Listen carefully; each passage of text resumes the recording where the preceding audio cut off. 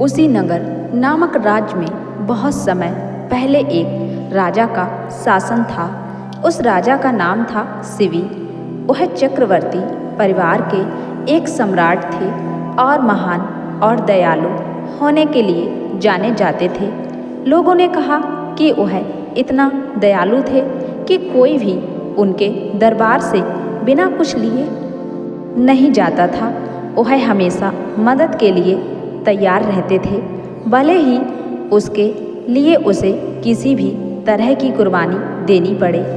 इस वजह से लोगों ने चर्चा की कि वह स्वर्ग तक कितने दयालु थे। जब देवताओं के राजा इंद्र ने इस बारे में सुना तो उन्होंने राजा शिवी को यह देखने के लिए परीक्षा लेने का फैसला किया कि क्या वह वास्तव में उतना ही दयालु है जितना वह प्रतीत होता है।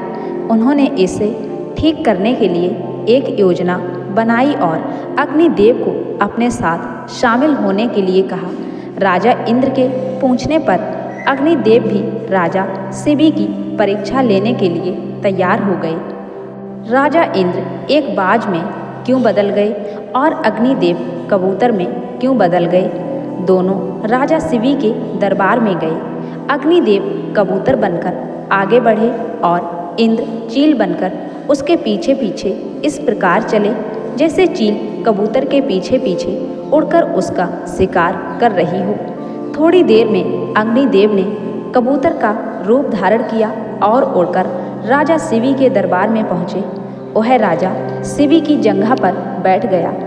उसने राजा से कहा कि पीछे से एक चील उसका शिकार करने आ रही है, इसलिए राजा को अपनी जान बचानी चाहिए।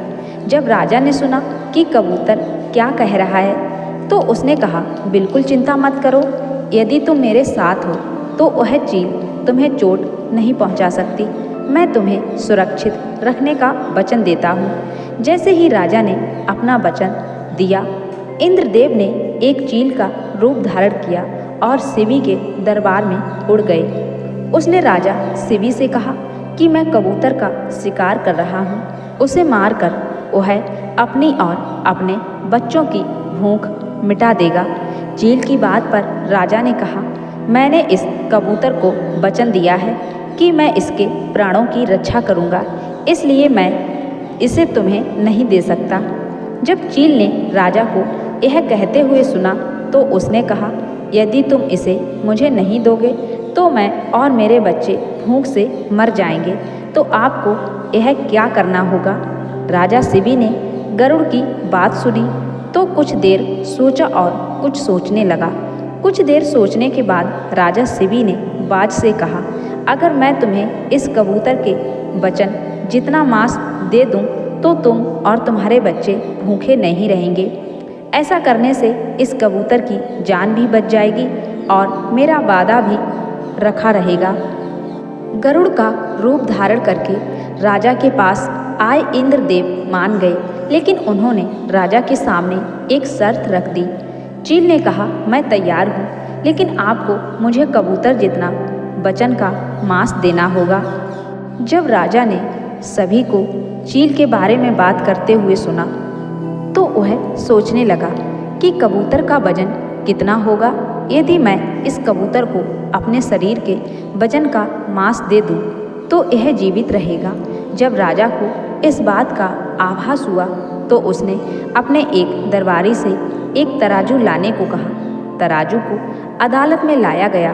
राजा ने कबूतर को तराजू के एक पलड़े में और दूसरे पलड़े पर अपनी जांघ का एक टुकड़ा रख दिया। तराजू बिल्कुल नहीं हिला।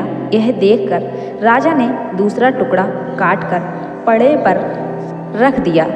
फिर भी मांस का टुकड़ा कबूतर से बहुत छोटा था।